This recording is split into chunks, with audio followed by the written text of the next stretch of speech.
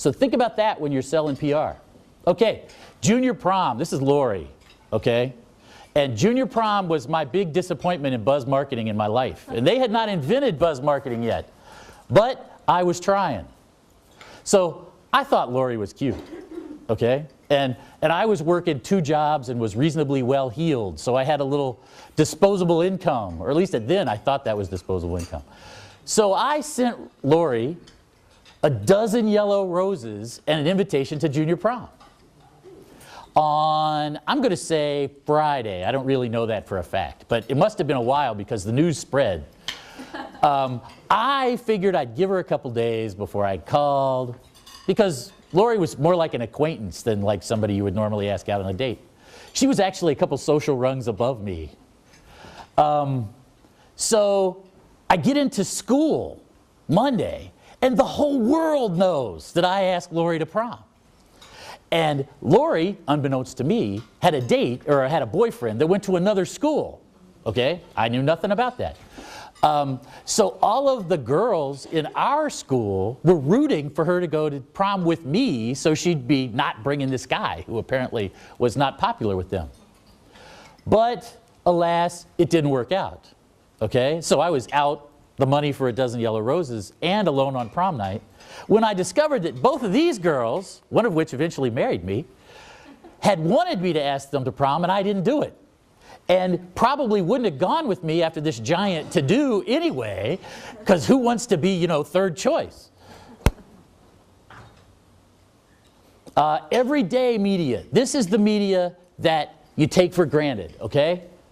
Things like the telephone. You can actually pick up the telephone and sell things to people.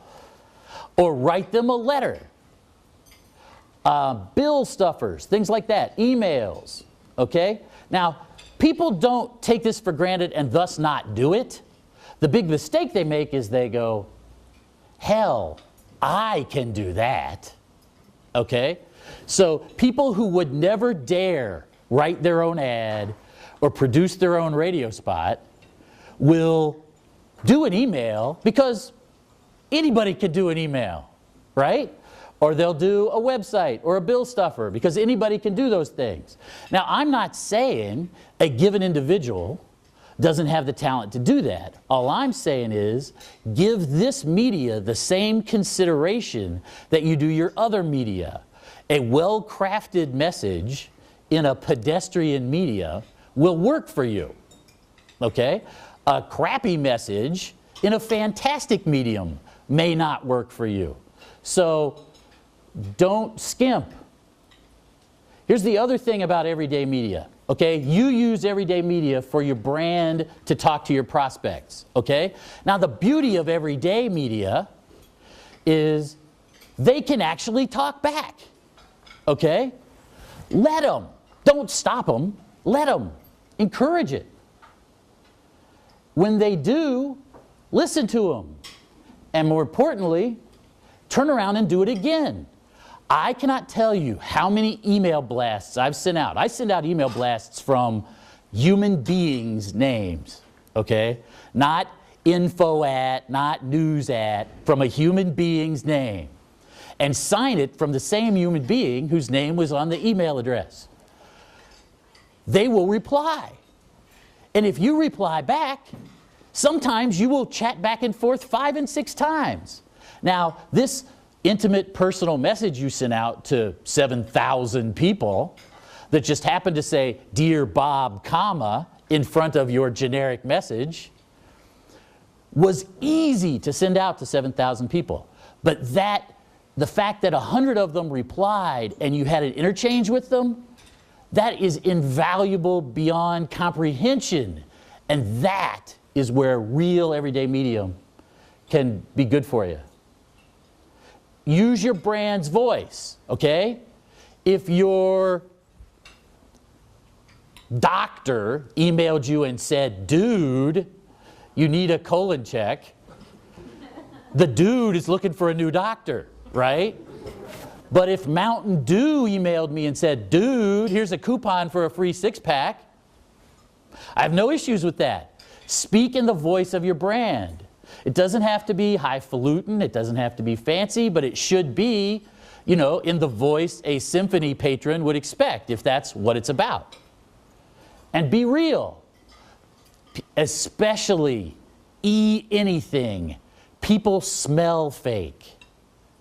And the younger they are, the quicker they smell it, because they live out in that world. My kids don't know what the world is like without the internet. They've never seen the world without the internet. Hell, there are people in here that have never seen the world without the internet, and the rest of us are now sick. Okay, interest. So we made them aware, all right? Now, how are we going to make them interested? Okay, and awareness is not the same as interest. Okay, look back into your life. I cannot recall a time I was not aware of girls. Okay, but was I interested? That's a different story. Okay, and no, it wasn't Winnie Cooper. Okay, third grade-ish, her name was Robin. Her last name was some big Czechoslovakian thing in Cincinnati. Okay, I remember that absolutely. But, you know, I know of a lot of products that I don't give a hoot about. And just accept that, you know. Work to the people that care about your product. Don't work to the whole world. That's the biggest thing that will make a message fail, is when you decide that you have to add enough crap to your marketing that it appeals to everyone in the world. Well, everything doesn't appeal to everyone in the world. Don't waste your time. Talk to the people that are actually going to buy one. Interest. Okay, now they're aware. We've got to, this is what happens when you know your show too well. You get 3 or 4 slides ahead of yourself. How are we going to make them care? Okay, this is Linda. Okay, Linda, every school has one, you know, the blonde virgin goddess. That was Linda, okay? And Linda's last name was alphabetically proximate to my own. Okay, that's as little anonymity as anyone other than my wife gets in this show. So Linda sat in front of me in world history, okay?